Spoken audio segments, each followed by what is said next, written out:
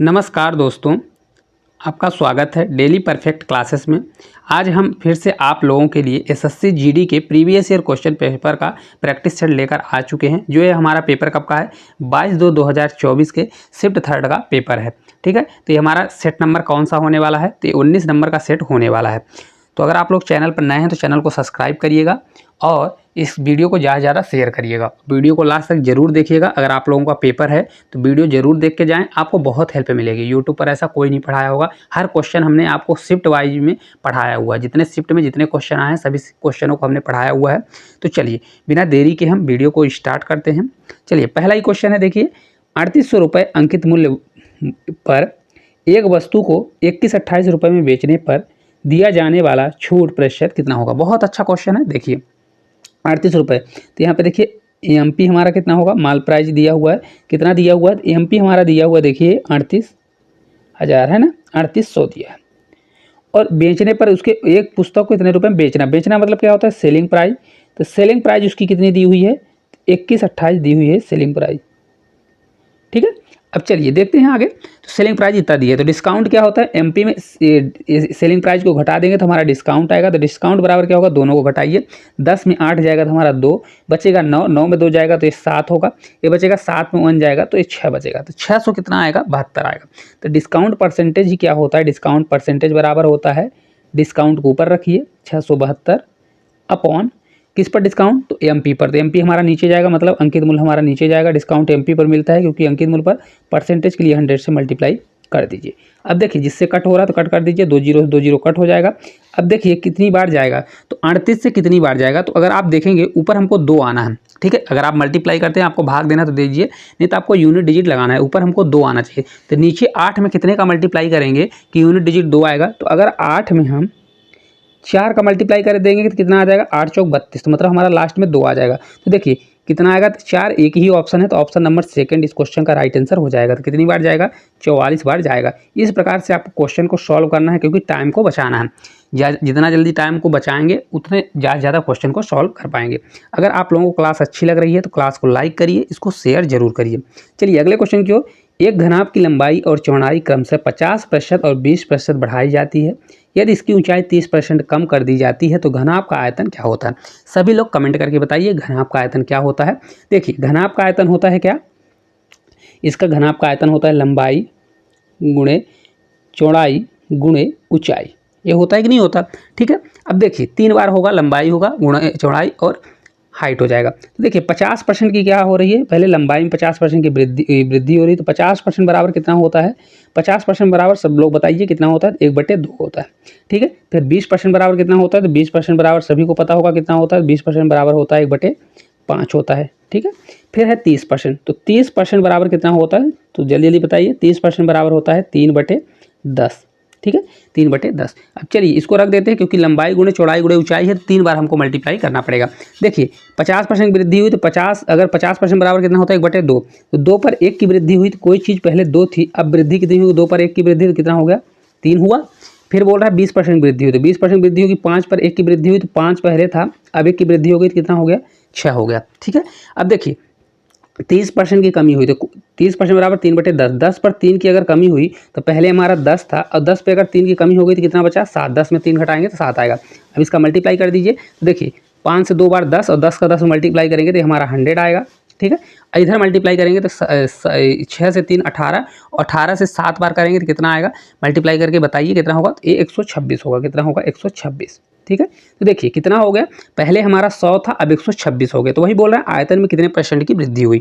ठीक है, तो 100 से हमारा 126 हो गया, कितने की बढ़ोतरी, 26 की बढ़ोतरी हुई, और किस पर हुई, 100 पर। तो 100 हमारा नीचे जाएगा, परसेंटेज के लिए 100 कर देंगे। ठीक है, तो इस प्रकार 100 कट जाएगा, तो करेक्ट आंसर हमारा कितना आएगा, 26% इस क्वेश्चन का राइट आंसर हो जाएगा।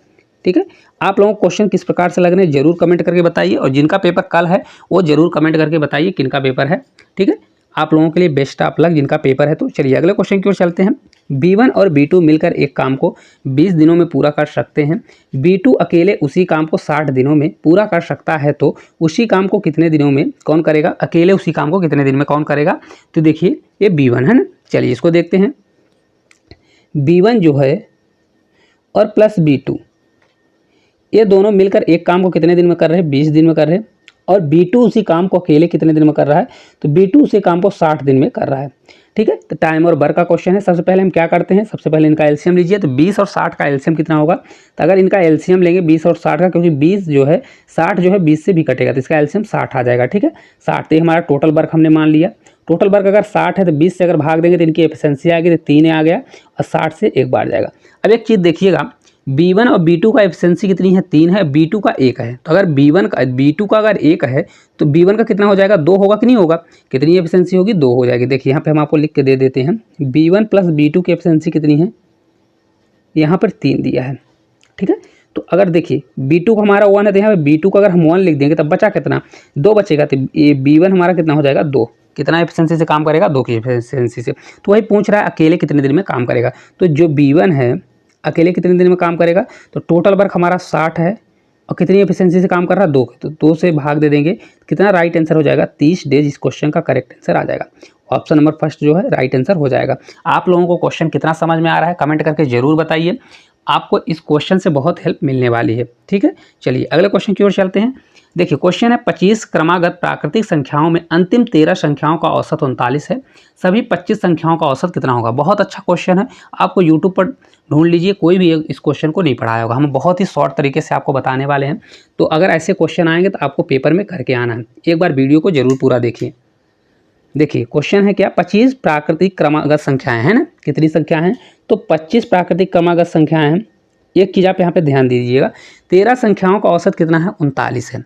13 संख्याओं का औसत कितना है, 39। तो 13 संख्याओं का औसत क्या होता है, आप लोग जानते होंगे, औसत होता है मिड पॉइंट, मतलब बीच वाली संख्या होती है। 13 संख्याएं हैं, तो एक चीज़ आप देखिएगा, 13 संख्या क्या है, विषम संख्या है।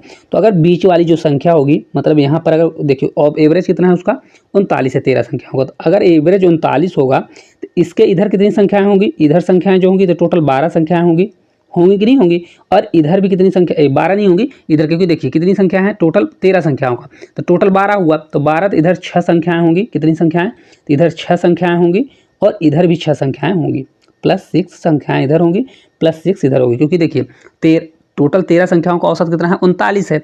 तो अगर बीच वाला हमारा औसत होता है ना, तो औसत अगर हमारा 39 हो गया, इधर कितनी संख्याएं होंगी, 6 संख्या है ना, 6 6 12, बीच वाला मिड वाला हमारा 13, तो 1 2 3 4 5 1 6 हो जाएगा। इधर कितना होगा, तो 1 2 3 4 5 6 हो जाएगा। ठीक है, 6 संख्या, तो या तो इसको कर लीजिए क्योंकि क्रमागत संख्या है, तो 39 है, 39 के बाद कितना होगा, 38 होगा, 38 के बाद 37, 37 के बाद 36, 35, 34, 33, तो हमारा कितना यहाँ पे आएगा, 33 आएगा।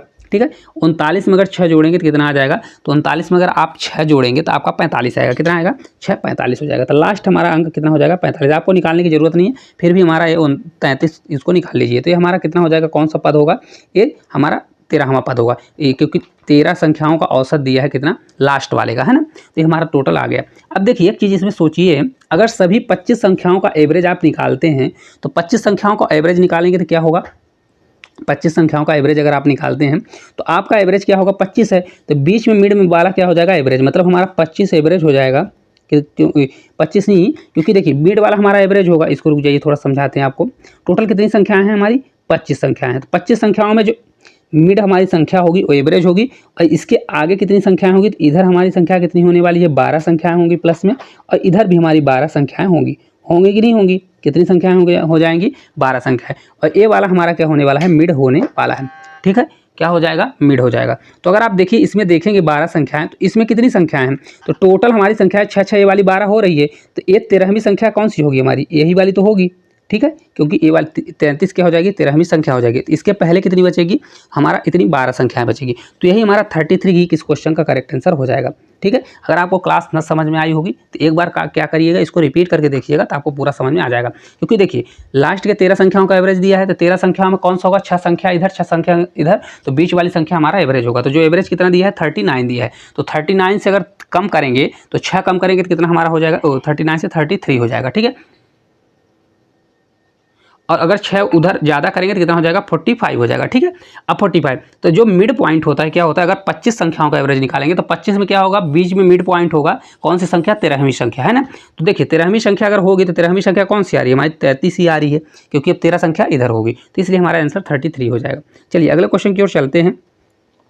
अगला क्वेश्चन है, देखिए 18 छात्रों का औसत अंक 190 है, लेकिन बाद में यह पाया गया कि एक छात्र के अंक गलती से 64 के स्थान पर 46 दर्ज किए गए हैं, तो उन छात्रों के औसत अंक सही क्या होंगे। देखिए 18 छात्रों का औसत अंक कितना दिया है, तो 18 छात्रों का औसत 190 दिया है, मतलब 190 दिया है, ठीक है।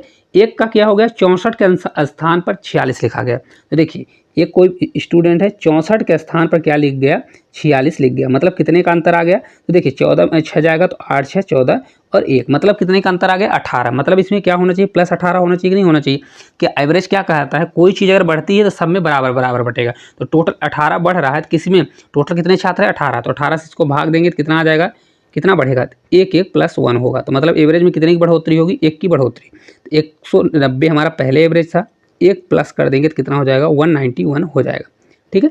आपको करना है तो मल्टीप्लाई से भी कर सकते हैं। पहले देखिए 18 × 190 करिए, फिर क्या करिए 46 उसमें माइनस करिए, फिर 64 प्लस करिए, फिर उसको 18 से भाग दीजिए। इस प्रकार अगर करेंगे तो एक ही क्वेश्चन में आपका पूरा टाइम चला जाएगा। चलिए अगले क्वेश्चन की ओर चलते हैं। अगला क्वेश्चन है, अनिल और विकास की आय का अनुपात कितना दिया है, 8:5 है। यदि विकास की आय अनिल की आय से 3000 रुपये कम है तो अनिल और विकास का की कुल आय कितनी होगी, ठीक है। चलिए देखते हैं, अनिल का दिया है तो अनिल को ये लिखते हैं, विकास को भी लिखते हैं। इनकी आय का अनुपात कितना है, 8:5 दिया है, ठीक है। तो अगर इनका हम डिफरेंस निकालें, क्योंकि क्वेश्चन में डिफरेंस है, डिफरेंस देखेंगे 3 दिया है, तो 3 बराबर कितना होगा, दिया कितना है 3000, 3 बराबर हमारा हो जाएगा 3000, ठीक है। तो 1 बराबर हमारा कितना आ जाएगा, 1 बराबर हमारा 1000 आ जाएगा, ठीक है। अब देखिए बोल रहा है कि दोनों विकास और अनिल दोनों का कुल आय कितना होगा। तो देखिए एक का 8 है, एक का 5, तो टोटल कितना हुआ, 8 5 13 है ना। तो 1 बराबर 1000, तो 13 बराबर कितना हो जाएगा, 13000 आ जाएगा। तो इस क्वेश्चन का राइट आंसर कितना होगा, 13000 करेक्ट आंसर हो जाएगा। ऑप्शन नंबर सेकंड इस क्वेश्चन का राइट आंसर हो जाएगा, ठीक है। आप लोगों को अगर क्लास अच्छी लग रही है तो क्लास को लाइक करिए, चैनल को सब्सक्राइब जरूर करिए। चलिए अगले क्वेश्चन की ओर चलते हैं। अगला क्वेश्चन बहुत ही अच्छा क्वेश्चन है, देखते हैं किस प्रकार से इसको हम सॉल्व करेंगे। क्वेश्चन देखिए दिया गया है, 8 दिनों तक काम करने के बाद पायल को पता चला कि केवल 10% काम पूरा हुआ है। वह पिंकी को काम पर रखती है जो पायल से 50% अधिक कुशल है, ठीक है। शेष काम को साथ में मिलकर पूरा करने में उन्हें कितने दिन समय लगेगा। बहुत अच्छा क्वेश्चन है, देखिए किस प्रकार से हम करेंगे। 8 दिनों तक काम पूरा करने के बाद पायल को पता चला कि 10% काम पूरा हुआ। तो देखिए 10% काम कितना बराबर होगा, तो 10% बराबर काम होगा हमारा, 8 दिन काम की है तो 8 दिन बराबर होगा। तो अगर 100% काम निकालेंगे तो 10 का मल्टीप्लाई इधर करेंगे तो उधर भी 10 का होगा, तो मतलब कितने दिन में काम हो जाएगा, 80 डेज में, ठीक है, 80 डेज में। जिसमें से देखिए 8 दिन वो काम कर चुके हैं, कितने दिन काम कर चुकी है, 8 दिन, और टोटल 80 काम है। कितना काम है, तो यहाँ पे आप कंफ्यूज ना होइएगा, यहाँ टोटल कार्य दिया है, टोटल वर्क दिया है कितना, टोटल वर्क इसको ना मानिए, टोटल डेज कितना है 80 डेज। तो अब शेष कितना बचेगा, तो शेष अगर देखेंगे तो 8 वर्क हो चुका है, तो शेष हमारा बच जाएगा 72। मतलब कितने दिन का काम बनेगा, 72 डेज का काम बचेगा, ठीक है। अब देखिए वह पिंकी को काम में साथ रखती है जो पायल से 50% ज़्यादा कुशल है। पहले रेशियो बनाएंगे एफिशिएंसी का। तो देखिए पिंकी और पायल है, तो पिंकी को PI लिखेंगे और पायल को PA लिखेंगे, ठीक है। तो देखिए पायल से 50% अधिक कुशल है, तो अगर पायल 100 होगी तो पिंकी कितनी होगी, 150 होगी, ठीक है। तो इसको अगर कट करेंगे तो कितना जाएगा, ये 2 बार, ये 3 बार, 3 का रेशियो एफिशिएंसी का आएगा 3:2 हमारा बनेगा, ठीक है। अब बोल रहा है देखिए शेष काम को, तो हमको शेष काम निकालना है। तो देखिए पायल का कितने दिन का काम बचा है, 72 दिन का काम बचा है, और कितने एफिशिएंसी से पायल काम कर रही है, 2 की एफिशिएंसी से। तो टोटल वर्क हमारा कितना हो जाएगा, जो शेष बचा हुआ है, तो टोटल वर्क हो जाएगा 72 दिन का वर्क बचा हुआ है, कितने एफिशिएंसी से, 2 की एफिशिएंसी से। तब बोल रहा है अब शेष काम दोनों मिल के काम करेंगे, तो अपान हम कितना कर देंगे, 3 2 5, मतलब दोनों 1 3 के रेशियो से काम कर रहा है, 1 5 2 के, तो 3 2 क्या हो जाएगा हमारा, 5 हो जाएगा, ठीक है। अब इसको कट करेंगे तो देखिए कितनी बार जाएगा, आपका आंसर किस में पॉइंट में आने वाला है। देखिए किस प्रकार से अगर इसको आप करेंगे तो 72 दूना कितना होता है, 144 होता है, ठीक है। और 144 को अगर 5 से भाग देते हैं तो 5 से कितनी बार जाएगा, ये 5 से 2 बार, ये 10 है ना। अब 5 से 8 पंचे 40 पॉइंट कितना हो जाएगा, फिर 8 बार जाएगा, तो ये 28.8 आ जाएगा, इतने दिन आने वाला। तो ऑप्शन नंबर फर्स्ट इस क्वेश्चन का करेक्ट आंसर हो जाएगा। चलिए अगले क्वेश्चन की ओर चलेंगे। सभी क्वेश्चन अपने आप में बहुत ही महत्वपूर्ण है, तो आप लोगों को सभी क्वेश्चन को अपने से भी ट्राई करना है और इसको ज़्यादा से ज़्यादा प्रैक्टिस करना है। देखिए अगला क्वेश्चन है लघुत्तम समावर्त ज्ञात करिए। बहुत अच्छा क्वेश्चन है, चलिए इसको देखते हैं किस प्रकार से सॉल्व करेंगे। देखिए 120, 240 और 480 का लघुत्तम समावर्त क्या होगा। 120, 240 और 480 का दिया हुआ है। तो लघुत्तम समावर्त निकालने का सबसे आसान अगर तरीका है तो या तो इसको गुणनखंड करिए या तो आप क्या करिए, जो सबसे बड़ी वैल्यू है उसको उठा लीजिए। शॉर्टकट अगर करना है तो 480 देखिए इसमें सबसे बड़ी वैल्यू है, ठीक है। अब देखिए 120 का भाग दीजिए, तो अगर 120 का भाग देंगे तो 120 का चला जाएगा, 12 से 4 बढ़ जाएगा, 1 0 0 कट जाएगा, तो 12 ये पूरा चला जाएगा, ठीक है। फिर 480 में ही आप दूसरे संख्या का भाग दीजिए 240 का, तो 24 दूना कितना होता है 48, मतलब इससे भी भाग जा रहा है। तो इसका एलसीएम कितना हो जाएगा, एलसीएम ही हमारा हो जाएगा 480, क्योंकि ये तीनों संख्याओं से कट रहा है।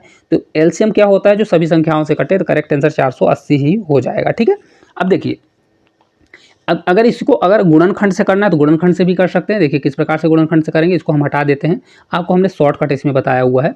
चलिए देखते हैं इसको शॉर्टकट अगर कैसे गुणनखंड कैसे करेंगे। तो अगर देखिए 4 से 3 बार जाएगा तो 4 को हम स्क्वायर लिख सकते हैं, 2 मल्टीप्लाई 2 का पावर 2, और 4 से 3 बार फिर 5 होगा और मल्टीप्लाई 2 होगा, तो 2 को अगर 2 का कितना पावर हो जाएगा, ये 3 हो जाएगा, क्योंकि 2 को पावर 2 है तो 2 की पावर कितना हो जाएगा, ये 3 हो जाएगा। 240 दिया है तो 240 का कितना है, दुगुना है, तो यहाँ पर कितना होगा, देखिए इसका हो जाएगा 2 की पावर 4 हो जाएगा, क्योंकि 1 2 बढ़ जाएगा, मल्टीप्लाई 3 होगा, मल्टीप्लाई 5 हो जाएगा। फिर 480 है तो कितना गुना है, 2 की पावर 5 हो जाएगा, क्योंकि एक बार और 2 बढ़ेगा तो 2 की पावर 5 होगा, मल्टीप्लाई 3 मल्टीप्लाई कितना हो जाएगा, ये 5 हो जाएगा। अब इन सभी को रख दीजिए 2 की पावर 5, तो एलसीएम इसका क्या हो जाएगा, एलसीएम ही क्या होगा इसका, सबसे पहले सबसे छोटी संख्या क्या है 2, तो 2 की पावर सबसे बड़ी लेते हैं, तो 2 की पावर सबसे बड़ी कितना है 5 है, फिर मल्टीप्लाई 3 लेंगे, 3 की पावर सबसे बड़ी क्या है 3 ही है, फिर इसके बाद 5 लेंगे, तो इसका सभी का मल्टीप्लाई अगर आप करते हैं तो 480 ही आएगा। तो अगर आपको इस प्रकार से निकालना है तो इस प्रकार से निकालिए, हालांकि उस प्रकार से अगर आप करते हैं तो क्वेश्चन आपको थोड़ा जल्दी हो जाएगा और आपको इतना गुणनखंड करने की जरूरत नहीं पड़ेगी। चलिए अगले क्वेश्चन की ओर चलते हैं। आप लोग क्वेश्चन जरूर बताइए किस प्रकार से लग रहे हैं सभी क्वेश्चन। देखिए सरलीकरण का क्वेश्चन है, बहुत ही बेहतरीन क्वेश्चन है, ये हर बार पेपर में पूछे जाने वाला क्वेश्चन है। अगर आप लोगों से इसका आंसर बन रहा है तो जल्दी जल्दी कमेंट करके बताइए राइट आंसर क्या होगा। देखिए यहाँ पे एक चीज़ आप देखेंगे तो ऊपर 2 2 दिया हुआ है, सीरीज हम लिख देते हैं तो क्या होगा 2/1 मल्टीप्लाई 3 दिया है, प्लस 2/3 मल्टीप्लाई 5 दिया है, प्लस 2/5 मल्टीप्लाई 7 डैश डैश करके दिया है कितना, प्लस 2/45 मल्टीप्लाई 47 दिया है। इसका फार्मूला क्या होता है, देखिए कभी भी अगर ऐसा क्वेश्चन आए तो क्या करिए, सबसे पहले देखिए अगर हम 2 कॉमन ले लेंगे तो ऊपर 1 1 बचेगा। तो अगर इस प्रकार का क्वेश्चन आता है तो आपको क्या करना है, देखिए इसका फार्मूला होता है क्या, 1 डिफरेंस है ना, 1 डिफरेंस होगा, फिर ब्रैकेट में कितना होता है, तो 1 माइनस 1 क्या होगा, फर्स्ट संख्या माइनस लास्ट संख्या, क्या होगा फर्स्ट संख्या माइनस लास्ट संख्या, ठीक है, कितना होगा फर्स्ट संख्या माइनस लास्ट संख्या। अब चलिए इसमें रख दीजिए, आपका आंसर आ जाएगा। देखिए किस प्रकार से, 2 सबसे पहले हम 2 को ऊपर कॉमन ले लेंगे तो 2 हमारा ऊपर कॉमन हो जाएगा, फिर इसके बाद लगेगा तो क्या होगा, 2 का अगर कॉमन हम ले लेते हैं तो कितना हो जाएगा। अब 2 के बाद तो डिफरेंस देखिए क्या है, 1 के बाद 3 है तो यहाँ डिफरेंस कितना है 2 का, फिर 3 से सीरीज स्टार्ट हो रही है तो 3 में कितने का डिफरेंस 2 का, तो यहाँ 2 2 का डिफरेंस चल रहा है, तो क्या हो जाएगा 1/2 हमारा होगा। फिर ब्रैकेट में फर्स्ट संख्या क्या होगी 1/1 होगा, तो मतलब 1/1 हो जाएगा, माइनस लास्ट संख्या कितनी होगी 1/47, तो 1/47 हो जाएगी। आपको थोड़ा कंफ्यूज नहीं होना है, यहाँ पे जगह कम है इसलिए हमने यहाँ पे जो ऊपर वाला 2 है ना, ऊपर वाले 2 को आपको कॉमन लेना होगा। तो इसकी सीरीज क्या होती है, एक के अपान में अगर कोई वैल्यू रहती है, 1 के अपान में सीरीज चलती है और उसके अंतर होता है तब जाके फार्मूला लगता है। अब चलिए देखते हैं, 2 से 2 हमारा 1 कट जाएगा। अब ये 45 है ना, तो 45 इधर क्या हो जाएगा, एलसीएम लेंगे तो 45 1 47, रुक जाइए इसको सुधार लीजिएगा, क्या है यहाँ पे लास्ट संख्या हमारी है 47, तो इसको आप 47 कर लीजिएगा। 47 है, 47 एलसीएम लेंगे तो 47 अगर एलसीएम लेंगे तो 47 माइनस 1 होगा, कितना आ जाएगा ये 46 अपान कितना बनेगा हमारा 46/47, तो यही करेक्ट आंसर हो जाएगा, ठीक है।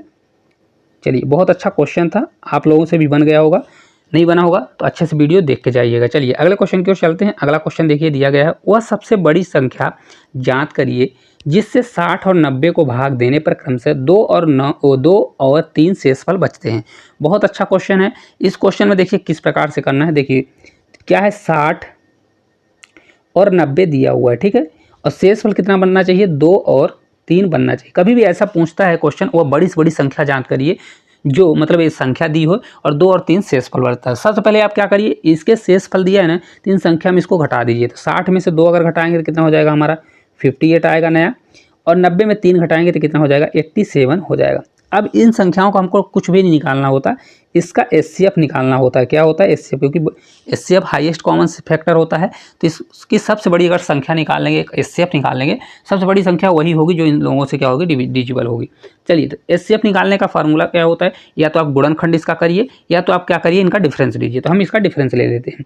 देखिए, अगर डिफरेंस लेंगे तो ये 17 होगा, 17 में 8 जाएगा तो 9 8 17 होता है। ये बचेगा 7, 7 में 5 जाएगा 2, ये हमारा 29 से कट होगा। तो 29 देखिए एक अभाज्य संख्या है, ये तो किसी संख्या से कटेगी नहीं, तो या तो इसका गुणनखंड 1 होगा या तो 29 होगा। तो देखिए, अगर 29 से दोनों संख्याएं कट रही हैं तो हमारा यही एचसीएफ हो जाएगा। तो 29 दूना कितना होता है? 58, 29 यहाँ कितना होता है? 87। तो इसका एचसीएफ ही कितना हो जाएगा? तो एचसीएफ इसका करेक्ट आंसर यही हो जाएगा 29। हालांकि आपको ऑप्शन में 1 नहीं दिख रहा है, तो आपको डायरेक्ट क्या लगाना है? 29 इसका करेक्ट आंसर लगाना है। ठीक है, चलिए अगले क्वेश्चन की ओर चलेंगे। अगला क्वेश्चन है 27/50, 9/20 और 6/25 का महत्तम समावर्त क्या होगा? देखिए, क्वेश्चन क्या है? 27/50 है, फिर दिया है 9/20 और 6 कितना है? 25 दिया हुआ है।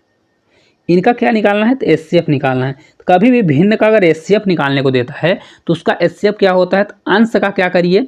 अंश का एचसीएफ कर दीजिए, ठीक है, और हर का क्या कर दीजिए? एलसीएम निकाल दीजिए, तो आपका राइट आंसर आ जाएगा। तो चलिए देख लेते हैं। देखिए, तो यहाँ ऊपर क्या है? ऊपर 27, 9, 6 दिया हुआ है।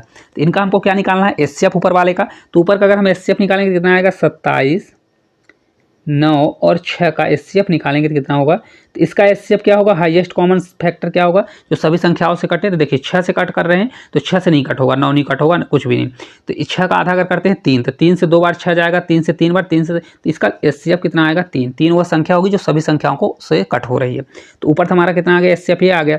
तो इसका राइट आंसर कितना होगा? देखिए, 3 से एक ही आंसर है, तो लगाना है तो आप लगा सकते हैं। 3 बटे कितना आएगा? 100 आएगा। तो चलिए इसका हम एचसीएफ निकाल के दिखा देते हैं आपको, एलसीएम भी निकाल देंगे। तो ऊपर तो हमारा 3 आएगा। अब एलसीएम देखिए, अगर 50, 20, 25 का एलसीएम निकालते हैं तो कितना आएगा? तो हमने आपको किस प्रकार से बताया हुआ है, एलसीएम अगर निकालते हैं तो एलसीएम आपको किस प्रकार से करना है? सबसे बड़ी संख्या क्या है? 50। आप 50 को ले लीजिए, ठीक है। अब 25 से अगर भाग देते हैं 50 को, तो 25 दूना 50 मतलब पूरा जा रहा है, तो हमारा 25 से कटेगा। अब 20 से अगर भाग देते हैं तो 20 से कितना जा रहा है? तो 20 से 3 बार मतलब 60 होता है ना। तो एक कितना, 10 का अगर भाग देगा, 10 दूना 20 करेंगे तो 10 से भाग चला जाएगा, तो मतलब कितना होगा? ये 2 से, अगर इसमें हम 2 का मल्टीप्लाई कर दें तो हमारा करेक्ट आंसर कितना आ जाएगा? ये 100 आ जाएगा। तो एलसीएम हमारा कितना हो जाएगा? 100। थोड़ा आपको समझ में नहीं आया होगा, फिर भी आपको हम समझाते हैं। देखिए, 20 से अगर 50 को भाग देंगे, क्योंकि हमने बड़ी संख्या ली, अगर मान लीजिए एलसीएम हमारा 50 होता, तो देखिए 20 से भाग देंगे तो नहीं जाएगा, तो 20 को आप तोड़िए। तो 20 को तोड़ेंगे किस में? 10 × 2 होता है। तो 10 × 2 अगर तोड़ेंगे तो 10 का अगर भाग देंगे 50 में चला जाएगा, 10 बचे 50 होता है, 10 में चला जाएगा, तो बचेगा हमारा क्या? 2, मतलब 2 से भाग नहीं जा रहा है, शेष ज़्यादा बच रहा है। तो क्या करिए? 50 में 2 का मल्टीप्लाई कर दीजिए, तो आपका पूरा एलसीएम आ जाएगा। चलिए अगले क्वेश्चन की ओर चलते हैं। अगला क्वेश्चन है, एक वस्तु का अंकित मूल्य उसके क्रय मूल्य का 250% है। यदि वस्तु पर 50% की छूट दी जाती है तो लाभ प्रतिशत कितना होगा? बहुत अच्छा क्वेश्चन है, सभी लोग इस क्वेश्चन का आंसर जरूर बताइएगा। देखिए, अंकित मूल्य क्या है? उसके क्रय मूल्य का 250% है, मतलब कितना है? 250% है। चलिए इसको देखते हैं किस प्रकार से करेंगे। देखिए, एमपी दिया है, एमपी मतलब अंकित मूल्य, और क्या है? सीपी, सीपी मतलब कॉस्ट प्राइस, ठीक है ना। तो देखिए, अगर इसका हम 100 मान लेते हैं, क्या सीपी 100 होगा, तो क्योंकि 250% है तो क्या हो जाएगा? 100 का 250% 250 आता है, तो हमारा कितना हो जाएगा? 250 हो जाएगा। अगर 100 हमने सीपी माना तो 250% कितना होता है? तो 100 का अगर 250% देखिए यहाँ पे निकालेंगे, अगर आप 100 का 250% निकालेंगे तो 250 5 100, तो 100 कट जाएगा, तो 100 का 250% कितना आएगा? 250 ही आ जाएगा। तो इसको अगर कट करेंगे तो कितना कितना बनेगा? देखिए, इसको कट करेंगे तो 25, और ये कितना बन जाएगा? ये 25 बनेगा, और हमारा ये बन जाएगा 10, है ना। कितना हो जाएगा? तो अगर आपको कट करना है तो कट कर दीजिए, नहीं कट करना है तो रहने भी दीजिए। देखिए, इसको कट मत करिए, क्योंकि क्वेश्चन को थोड़ा सॉल्व करने में आसानी होगी, रहने दीजिए। अब अगर आगे आप देखते हैं तो हमको क्या है? देखिए, यहाँ पे 50% छूट दी जाती है, तो देखिए हमारा सेलिंग प्राइस आएगा। सेलिंग प्राइस, तो छूट किस पे दी जाती है? एमपी मतलब अंकित मूल्य पर। तो 250 रुपये हमारा अंकित मूल्य है, ठीक है, उसका 50% छूट दी जाती है। तो कोई चीज़ 100% होती है, 100% मतलब 50% छूट दिया तो बचा कितना? 50%। तो इसका डायरेक्ट 50% निकाल दीजिए। 50% हालांकि कितना होता है? 1/2 होता है। तो अगर 2 से आप भाग दे देंगे तो कितना आ जाएगा? 250 का आधा कितना होता है? 125 होता है, ठीक है। तो ये एसपी हमारा कितना आ जाएगा? 125। कितना आ जाएगा? 125 आएगा। तब देखिए, सीपी हमारा है 100, एसपी हमारा है कितना? 125। तो 100 की चीज़ 125 रुपये में बेचेगा तो कितने रुपये का प्रॉफिट हुआ? प्लस 25 रुपये का हुआ। तो अगर 100 रुपये परसेंटेज हमको निकालना है तो क्या होगा? देखिए, ₹25 का प्रॉफिट हुआ तो किस पर हुआ, 100 रुपये पर, तो 100 नीचे जाएगा, परसेंटेज के लिए 100 हम कर देंगे, तो इसका राइट आंसर कितना होगा, 25% आ जाएगा। प्रॉफिट कितना होगा, 25%। ऑप्शन नंबर फर्स्ट जो है राइट आंसर हो जाएगा। ठीक है, चलिए अगले क्वेश्चन की ओर चलते हैं। अगला क्वेश्चन है, यदि x अनुपाते y कितना दिया है, तो यहाँ पे हम आपको लिख देते हैं x अनुपाते y कितना दिया हुआ है, तो ये दिया है 3:5 दिया है, मतलब x बराबर 3 तो y बराबर 5 दिया है। अब यहाँ पे देखिए z अनुपाते w दिया है, z अनुपाते कितना दिया है, तो ये w दिया हुआ, तो w बराबर क्या है 2x, तो यहाँ पे आपको वैल्यू रखना पड़ेगा, तो 2x है तो 2 में क्या दिया है, 2 गुणे 3 करना पड़ेगा, x बराबर कितना है 3, तो 2 में अगर 3 का गुणा करते हैं तो 6 आ जाएगा, मल्टी रेशियो बनेगा। 5 बाई है तो बाई का मान कितना है 5, तो 5 5 कितना हो जाएगा, ये 25 हमारा हो जाएगा। 6 रेशियो कितना हो जाएगा, 25 हो जाएगा। आपको मल्टीप्लाई करना है तो 2 गुणे 3 करिएगा, 5 गुणे 5 हम आपको डायरेक्ट यहाँ पे बता दिए। अब रख दीजिए, तो हमको निकालना क्या है, x और z रेशियो बाई w निकालना है, तो रख दीजिए, आपका आंसर आ जाएगा। देखिए रखेंगे तो किस प्रकार से, x हमारा कितना है 3, तो 3 मल्टीप्लाई कितना होगा, 3 मल्टीप्लाई z हमारा कितना है, तो z हमारा 6 है, रेशियो 5 मल्टीप्लाई कितना होगा, बाई हमारा 5 है और 25 हमारा w है। तो करेक्ट आंसर कितना आएगा, तो करेक्ट आंसर आ जाएगा 6 से 3 बार 18, ठीक है, रेशियो 25 पंचे कितना होता है 125, तो करेक्ट आंसर आपका आ जाएगा ऑप्शन नंबर 3, इस क्वेश्चन का राइट आंसर हो जाएगा। चलिए अगले क्वेश्चन की ओर चलेंगे। आप लोगों को सभी क्वेश्चन समझ में आ रहे हो तो कमेंट करिए। चलिए अगले क्वेश्चन की ओर चलेंगे। तो अगला क्वेश्चन देखिए दिया गया है, कोई मूलधन चक्रवृद्धि ब्याज की एक निश्चित दर पर उधार दिया जाता है, वह धनराशि 3 वर्ष के अंत में 13,31,0 रुपये और 4 वर्ष के अंत में 14,64,1 रुपये है। मूलधन कितना होगा। देखिए कितना बेहतरीन क्वेश्चन आया हुआ है, अगर आप इसको देखने जाएंगे यूट्यूब पर तो कोई नहीं पढ़ाया हुआ है, बहुत ही अच्छा क्वेश्चन है। चलिए इसको हम आसान तरीके से आपको समझाने की कोशिश करेंगे ताकि आप 2 सेकंड में इस क्वेश्चन को कर पाओ। देखिए क्या दिया है, पी मान लीजिए कोई मूलधन है, तो मूलधन में क्या है 3 वर्ष के अंत में उसका कितना हो रहा है, तो 3 वर्ष के अंत में उसकी धनराशि कितनी हो रही है, तो उसकी धनराशि हो रही है 13,31,0 हो रही है, ठीक है, 13,31,0 हो रही है। अब उसी धनराशि का देखिए यहाँ पे हम थोड़ा आपको नीचे से करते हैं ताकि थोड़ा जगह ऊपर बचे। देखिए कोई धनराशि हमारी पी है।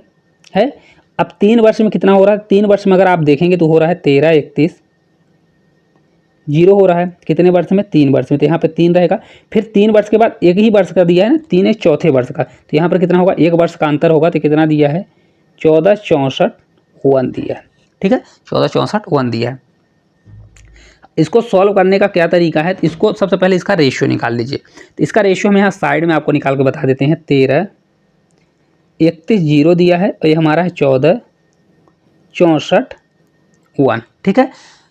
तो इसका अगर आप रेशियो निकालेंगे तो कितना जाएगा, तो 14,64,1 जो है एक किसका स्क्वायर है, जल्दी जल्दी कमेंट करके बताइए किसका स्क्वायर दिया है। तो अगर आप लोग इसका पूरा करेंगे तो किसका स्क्वायर है, 121 का स्क्वायर है। तो अगर 13,31,0 को अगर आप 121 से भाग देते हैं तो आपका कितना आएगा, तो देखिए 121 है तो 11 का क्या है, क्यूब दिया है, तो कितना हो जाएगा 11, ये 0 आएगा। इसको किससे कट करेंगे, 121 था और 121 का क्या है स्क्वायर, तो हमारा 121 ही आ जाएगा। तो हमारा नया रेशियो कितना बनेगा, 110 और 0 डबल 0 21, ठीक है। अगर कट करना है तो ये भी हो जाएगा कि 11 से कट करेंगे तो 10 रेशियो कितना बनेगा, 11 हमारा बन जाएगा, ठीक है, 10 रेशियो 11। हालांकि कट कर दीजिए, देखिए अगर कट करेंगे तो 11 से कितनी बार जाएगा, 11 बार, 11 से कितनी बार जाएगा 10, तो 10 रेशियो हमारा 11 आ जाएगा।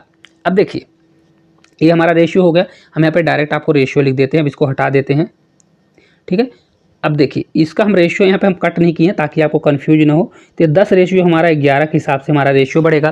तो देखिए हर साल कितना बढ़ेगा, तो चक्रवृद्धि ब्याज का क्वेश्चन है, तो हर साल हमारा ब्याज किस पर बढ़ेगा, 10 रेशियो 11 पर बढ़ेगा। तो इसी प्रकार इधर भी हमारा बढ़ेगा। अब जैसे मान लीजिए यहाँ पर 3 साल का है, तो दूसरे साल और तीसरे साल में किस प्रकार से बढ़ेगा, तो 10 रेशियो के 11 के हिसाब से बढ़ेगा कि नहीं बढ़ेगा, ठीक है, बढ़ेगा। इसी प्रकार से कितनी बार होगा, 3 साल का है, क्योंकि ये डिफरेंस हमारा कितना है 3 साल का, 3 साल इसी प्रकार से बढ़ेगा। किसके रेशियो में, 10/11 के रेशियो में 3 साल बढ़ेगा। तो हमको क्या निकालना है, देखिए क्या निकालना है, मूलधन। तो मूलधन निकालना है तो क्या करना पड़ेगा, P बराबर हमारा हो जाएगा, या तो आप क्या करिए 11 बराबर 13,31,0 करिए, ठीक है, 11 बराबर क्या करेंगे 13,31 10 करेंगे तो हमारा क्या हो जाएगा, फिर आपको 10 का मल्टीप्लाई करना पड़ेगा। तो इस प्रकार डायरेक्ट अगर आप करते हैं तो क्या हो जाएगा 13,31,0, इसका कितनी बार निकाल दीजिए, तो 10/11 कितने साल का है, 3 साल का। तो इसी रेशियो में हमारा पैसा निकलेगा, 10/11 के रेशियो में, 10/11 के रेशियो में हमारा पैसा निकलेगा। अब देखिए नीचे 11 करेंगे, थोड़ा रुक जाइए, ये हमारा हो जाएगा 10/11। अब देखिए अगर एक कट हो रहा है तो कट कर दीजिए। तो अगर कट करेंगे तो देखिए 11 का क्यूब कितना होता है, तो 11 का क्यूब होता है 13,31, है ना, कितना होता है 13,31। तो ये कितना बार दिया है, एक ही बार जाएगा, मतलब 10 बार दिया हुआ है। तो करेक्ट आंसर कितना हो जाएगा, एक बचेगा तो एक तो रहेगा, लेकिन कितने जीरो बनेंगे, 4 जीरो, 1 2 3 4। पी हमारा यही करेक्ट आंसर होगा, ऑप्शन नंबर 4 जो है राइट आंसर हो जाएगा। आपको समझाने में इतना टाइम लगा है, आपको रेशियो निकालना है। रेशियो को क्या करना है, जो वैल्यू यहाँ पे दी है 3 वर्ष का, अगर यहाँ पे 3 वर्ष का है तो 3 बार करना पड़ेगा उस रेशियो में, 10/11 10/11। अगर 2 साल का होता 2 साल का, 1 साल का होता तो एक बार करना पड़ता। ठीक है, चलिए अगले क्वेश्चन की ओर चलते हैं। अगला क्वेश्चन है, एक बस अपने निर्धारित समय से 60 मिनट देरी से रवाना होती है, लेकिन 150 किलोमीटर दूर स्थित अपने गंतव्य तक समय से पहुंचने के लिए उसकी सामान्य चाल में 5 किलोमीटर प्रति आवर्स की गति से वृद्धि की जाती है, तो बस की सामान्य चाल क्या होगी।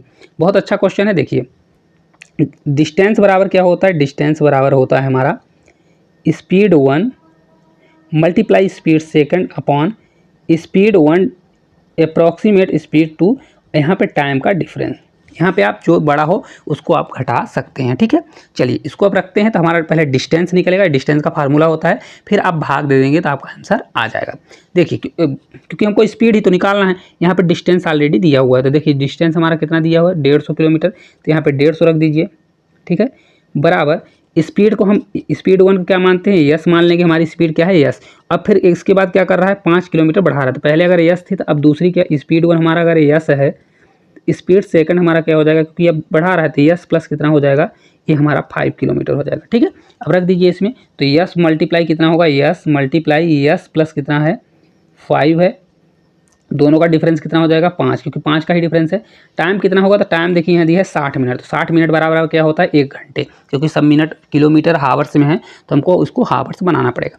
अब देखिए इसको जिससे कट हो रहा है तो कट कर दीजिए, तो अगर देखिए ये 15 इधर जाएगा, 5 हमारा मल्टीप्लाई होगा तो कितना हो जाएगा, 15 से 5 बार 75, तो 750 बराबर यस मल्टीप्लाई कितना बनेगा, यस प्लस 5 बनेगा। तो या तो इसको मल्टीप्लाई करिए, एस स्क्वायर आएगा, तो आपको इसको इक्वेशन से सॉल्व करिए। एक तो चीज़ ये है, या तो आप ऑप्शन से रख के इसको सॉल्व करेंगे तो आपका आंसर आ जाएगा। ठीक है, किस प्रकार से, देखिए तो एस बराबर अगर आप 25 रखते हैं तो 25 गुणे अगर 30 करेंगे तो कितना होगा, 25 गुणे 30, 25 यहाँ 75, तो 750 होता है। तो अगर एस बराबर हम डायरेक्ट एक बार रख के देखते हैं, 25 रखते हैं, तो एस बराबर 25 रखेंगे तो ये 25 होगा, और 25 में 5 जुड़ेगा तो 30, तो कितना होता है 25 गुणे अगर 30 करेंगे तो 750 ही होता है। तो यही हमारा राइट आंसर हो जाएगा। ठीक है, इस प्रकार से अगर करेंगे तो आपका पूरा टाइम बच जाएगा। नहीं तो आपको कैलकुलेशन करना है, तो कैलकुलेशन एस का अंदर मल्टीप्लाई करिए तो एस स्क्वायर प्लस 5s बराबर 750 होगा, फिर इसको आपको सॉल्व करना पड़ेगा। चलिए अगले क्वेश्चन की ओर चलते हैं। अगला क्वेश्चन है, साधारण ब्याज की किस दर पर कोई धनराशि 24 वर्षों में स्वयं की 3 गुनी हो जाएगी।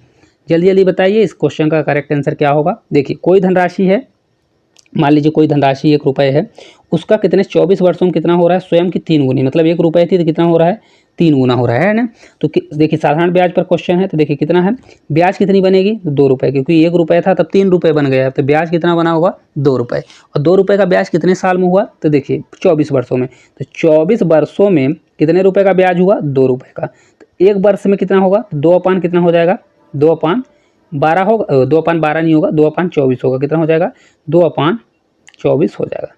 तो इसको जब हम कट करेंगे तो 1 बराबर हमारा कितना हो जाएगा 1/12, परसेंटेज के लिए 100 से मल्टीप्लाई करेंगे तो 1 साल का हमारा रेशियो आ जाएगा, तो कितना आ जाएगा, दर कितना आ जाएगा, तो अगर 1/12 ही कितना होता है 8.33% होता है। अगर आपसे बनता है, नहीं बनता तो आप क्या करिए 100 में 12 का भाग दे दीजिए, तो भी आपका इतना ही आंसर आ जाएगा। 12 8 कितना होता है 96, क्योंकि देखिए 96 होगा तो 4 बचेगा, तो फिर 3 बार 36 जाएगा, तो 8.33 करेक्ट आंसर हो जाएगा।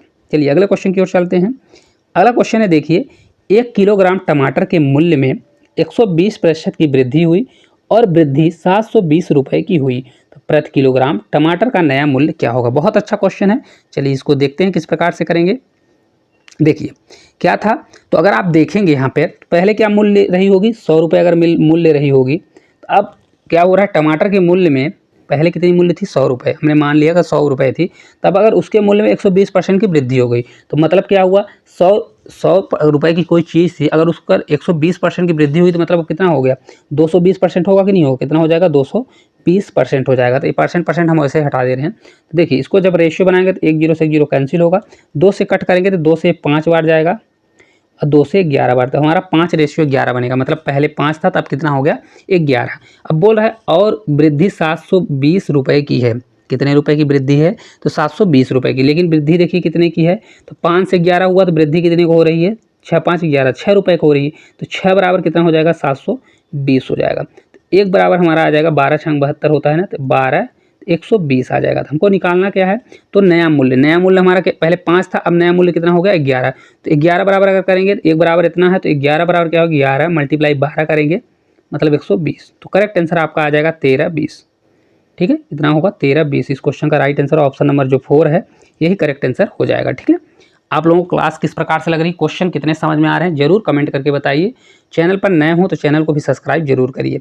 देखिए अगला क्वेश्चन है, रमेश एक वस्तु को 236 रुपये में बेचकर 46 रुपये का लाभ कमाता है, तो लाभ प्रतिशत क्या होगा। बहुत अच्छा क्वेश्चन है, बहुत ही आसान क्वेश्चन है। देखिए प्रॉफिट परसेंटेज हमको निकालना होता है तो क्या करना पड़ता है, प्रॉफिट परसेंटेज बराबर होता है, प्रॉफिट ऊपर रखिए 46 रुपये और नीचे हमारा सीपी जाता है। लेकिन ये क्या दिया है, एएसपी दिया है। तो अगर एएसपी को हमको सीपी निकालना होता है तो क्या करते हैं, एएसपी कितना है 236 और प्रॉफिट कितने का हो रहा है 46 रुपये। अगर प्रॉफिट को हम घटा देंगे तो हमारा क्या आ जाएगा, हमारा सीपी आएगा कि नहीं आएगा, तो सीपी हम निकाल लेंगे। सीपी बराबर हमारा कितना हो जाएगा, हालांकि डायरेक्ट भी कर सकते हैं, यहाँ पर 236 में 46 घटा देंगे तो आपका 190 आ जाएगा। ठीक है, तो 190 नीचे रखिए, परसेंटेज के लिए 100 से मल्टीप्लाई कर दीजिए। अब इसको सॉल्व करिए, देखिए कितना आता है। तो देखिए अगर इसको सॉल्व करेंगे तो आपका पूरा दशमलव में जाएगा, लेकिन हम लगभग आपको करके बताएंगे क्योंकि क्वेश्चन को लगभग करेंगे तभी आएगा। अब देखिए नीचे को आप मान लीजिए 200, अगर आप 200 यहाँ पे हम आपको बताते हैं, देखिए 46 है और 46 अपन इसको आप मान लीजिए 200 मल्टीप्लाई 100 दिया हुआ है। तो अगर इसको क्वेश्चन का आंसर लगाना, देखिए 200 है तो 2 जीरो से 2 जीरो हमारा कैंसिल होगा और 2 से है तो 46 दिया है ना, 46 का आधा कितना 23 दूना 46, मतलब ये 23 24 के आसपास आएगा। देखिए ऑप्शन बहुत दूर दूर है, तो करेक्ट आंसर कौन सा होगा, यही 24.21 होगा। आपको इस प्रकार से लगाना है तभी जाके इस क्वेश्चन का आंसर आएगा, नहीं तो अगर आप पूरा मल्टीप्लाई करेंगे 19 से भाग देंगे तो बहुत ज़्यादा टाइम लग जाएगा। तो इसको इसी प्रकार से करना है, लगभग के आसपास करना है, तो आपका देखिए आंसर थोड़ा दूर दूर है तो आपका आंसर आ जाएगा। चलिए अगले क्वेश्चन की ओर चलते हैं। अगला क्वेश्चन है देखिए 19 नंबर का, एक घड़ी के क्रय मूल्य और विक्रय मूल्य के बीच का अंतर 560 रुपये है, यदि लाभ प्रतिशत 35% है तो विक्रय मूल्य क्या होगा। बहुत अच्छा क्वेश्चन है, बहुत ही आसान क्वेश्चन है। चलिए देखते हैं किस प्रकार से इसको सॉल्व करेंगे। देखिए कितने परसेंट लाभ है, तो देखिए 35% प्रॉफिट है ना, लाभ है 35%। तो 35% बराबर कितना होता है, तो 35% अगर करें तो 35/100 होगा। तो ये कितना बार जाएगा, 5 से 7 बार, तो 7 बटे कितना होगा 20 होगा। तो मतलब 20 पर कितने का प्रॉफिट हो रहा है, 7 रुपये का। तो सीपी हमारा क्या होगा, टोटल हमारा क्या है, नीचे होता है 20 है और एसपी क्या होगा, तो मतलब 20 रुपये अगर हमारा टोटल होता तो 20 पर कितने का प्रॉफिट हो रहा है 7 रुपये का। तो सीपी अगर 20 होता तो 7 रुपये का प्रॉफिट होगा, तो मतलब कितने में बेचा होगा, 27 रुपये में बेचा होगा, है ना, कितने में बेचा होगा 27 में। तो देखिए बोल रहा है यहाँ पे दिया है ना उनका अंतर, तो देखिए 20 रुपये हमारा सीपी है और एसपी है 27, तो कितने का अंतर है, 7 का अंतर है, जबकि एक्चुअल में दिया कितना अंतर है 560 रुपये का। ठीक है, तो एक बराबर हमारा कितना होगा, एक बराबर होगा 7 से 8 बार 56, तो ये 80 हो जाएगा, एक बराबर 80। तो हमको निकालना है एसपी, तो एसपी मतलब विक्रय मूल्य, तो विक्रय मूल्य कितना है 27, तो एक बराबर 80, तो 27 बराबर क्या होगा 27 मल्टीप्लाई कितना करेंगे 80, 27 मल्टीप्लाई कितना कर देंगे 80 कर देंगे, तो 27 अट्ठे कितना होता है, तो 216 होता है। ठीक है, और एक जीरो हमारा बढ़ जाएगा, कितना होगा 27 अट्ठे कितना होता है 216, तो एक जीरो हमारा बढ़ेगा। तो correct answer option number second जो है इस क्वेश्चन का राइट आंसर हो जाएगा। ठीक है, चलिए इस शिफ्ट का लास्ट क्वेश्चन है 20 नंबर का क्वेश्चन है, बहुत ही अच्छा क्वेश्चन है, आप लोग जरूर करिए, और नहीं बन रहा तो हम इसको बताते हैं। देखिए क्या होगा, एक अर्धगोले की त्रिज्या है 2.1 सेंटीमीटर, तो इसका आयतन कितना होगा, जल्दी जल्दी कमेंट करके बताइए अर्धगोले का आयतन कितना होता है। तो देखिए अर्धगोले का आयतन होता है 2/3 पाई आर क्यू, यहाँ पे पाई का मान कितना होता है 22/7 होता है, ये सभी से बनता होगा। ठीक है, और आर यहाँ पे कितना दिया है, तो ये 2.1 दिया है। ठीक है, 2.1 दिया है, आपको पॉइंट दशमलव देख के आपको घबराना नहीं है। देखिए अब जो रखा है उसको रख दीजिए आंसर में, देखिए 2/3 होगा, पाई का मान हमारा 22/7 है तो 22/7 ही रखिए, आर क्यू है तो आर को 3 बार रख दीजिए, तो आर हमारा कितना है 2.1, तो 2.1 मल्टीप्लाई 2.1 कर दीजिए। ठीक है, अब इसको कट करिए, तो इसको अगर कट करेंगे 7 से 3 बार 21 होता है तो 0.3 आएगा, फिर ये 3 से जाएगा तो ये 7 बार तो 0.7 आएगा। अब देखिए अगर आप इसको पूरा सॉल्व करेंगे तो आपको देखिए क्या आएगा, 2 मल्टीप्लाई हमारा कितना आया, 2 मल्टीप्लाई 22 मल्टीप्लाई 0.3 मल्टीप्लाई 0.7 मल्टीप्लाई 2.1 दिया है, ठीक है। तो अगर इसको करना है तो पूरा गुणा करिए, ठीक है। लेकिन अगर आप देखेंगे तो सभी का यूनिट डिजिट क्या है, सेम नहीं है। तो इस क्वेश्चन को हमको यूनिट डिजिट से करना है। तो यूनिट डिजिट देख लीजिए, 2 में 2 का मल्टीप्लाई करेंगे 4, 4 में 3 का करें, 4 से 3 12, 12 का लास्ट का कितना आएगा 2, फिर 2 में 7 का मल्टीप्लाई करें, 7 दूनी 14, तो लास्ट का 4, 4 से एक बार जाएगा 4 एकम 4, तो हमारा लास्ट का कितना आएगा 4 आएगा। तो एक ही आंसर है, कौन सा, ऑप्शन नंबर 4 है। तो करेक्ट आंसर होगा 19.4। कितना हो जाएगा 19.4, इस क्वेश्चन का राइट आंसर हो जाएगा। इस प्रकार से आपको क्वेश्चन को सॉल्व करना है, नहीं तो आप एक पूरे का अगर मल्टीप्लाई करेंगे तो आपका पूरा टाइम यही खा जाएगा, ठीक है। तो आपको क्या है, क्वेश्चन को देखना है। अगर आप उसमें पूरा यूनिट सेम नहीं दिया है तो आपको लास्ट की इकाई के अंक पे भी जाना है, ताकि क्वेश्चन जल्दी से जल्दी सॉल्व हो सके। तो आपको क्लास किस प्रकार की लगी, टोटल जितने भी इस शिफ्ट में क्वेश्चन थे सभी क्वेश्चनों को हमने बहुत अच्छे तरीके से बताया हुआ है। तो अगर आपको क्लास अच्छी लगी हो तो क्लास को लाइक करिएगा, चैनल को सब्सक्राइब जरूर करिएगा। Thank you.